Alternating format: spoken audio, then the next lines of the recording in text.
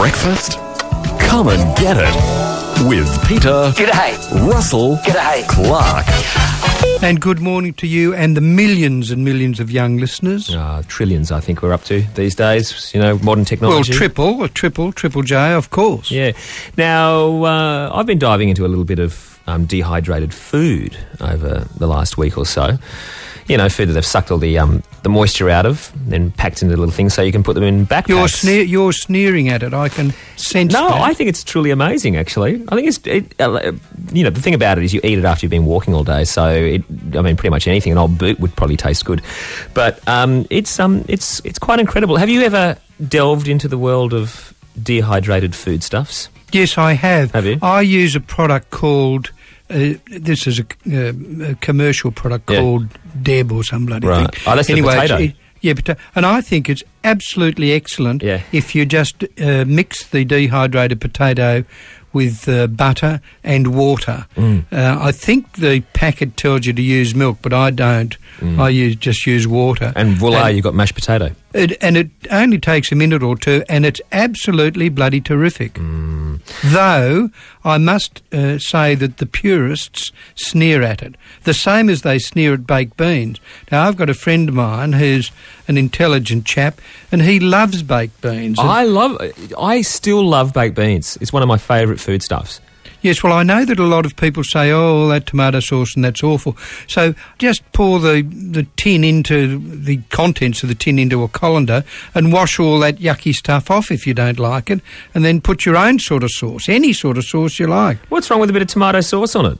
Nothing. Tomato sauce should be labelled a health product because cooked tomatoes are particularly good for your dick. Are they? Yes. What do they do? I don't mean that you stir the tomato sauce with it, but it's very good for elderly gentlemen who have prostate problems. Right. It's sort of like a siphon, like an elephant's trunk. You put your dick in and breathe in.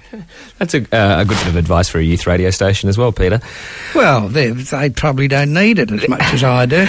And you see, beans are for old farts like myself. Well, and the interesting thing is people say that you fart if you do eat a lot of beans, but in fact that's because your body is not adjusted to eating the amount of fibre that beans supply you, which means if you do fart a lot after eating beans is you're not eating enough fibre. Right, well, let's get some fibre up in just a little while. We're going to come back. Peter Russell-Clarke in this morning, and have we got a recipe for baked beans? Most certainly. Really?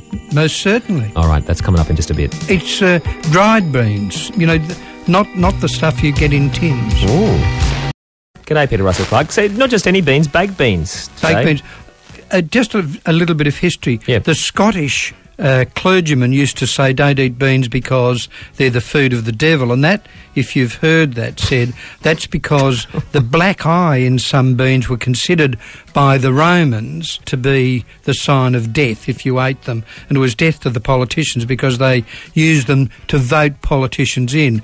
White beans meant yes, black beans meant no. Oh, really? Yeah. And navy beans, which is what you make baked beans from, were served to the English in their sailing ships because they supplied them with fibre and all the good stuff, and it made them fart, and I think that helped the sales. I'm not quite sure. And it was cheap and tasty as well. Exactly right. What have you got for us today? Well, if you get, say, 1.5 cups of dried beans, and it doesn't matter really what sort of beans you've got, but they should be navy beans if we're going to be pure about this. Okay. And then double the amount of water, so that's 3 cups of water to 1.5 things of beans, and you just boil those or simmer them for about 30 minutes or until the beans are soft. That's easy, isn't it? Yeah, that's easy. Yep. And then you pour the water out, and then in the same saucepan but without the beans, you listening? Yeah. Because there's questions at the end of this. Yeah, okay. You then chop up a small onion. When the onion turns soft... Why do you have to use the same saucepan? Well, so's washing up, for Christ's sake. That's easy. Yeah. That's not bloody hard.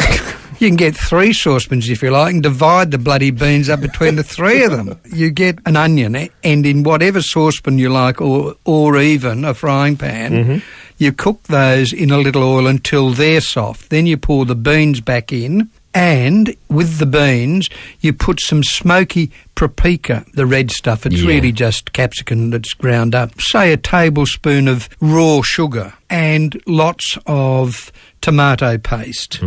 and some garlic if you like garlic, and then you just cooked it up on a little bit of water. Make sure that it's, you've got a little bit of liquid in it, and then you just cook that for about 10 minutes, and there's your baked beans. Bloody nice. And then if you're clever, instead of serving it on toast, get a bun, take the middle softness out of the bun, and then put the bun under the griller so you toast the inside of the bun. Yeah. Righto. Then you put some bacon and some spinach in the hole. Then you put a poached egg in it.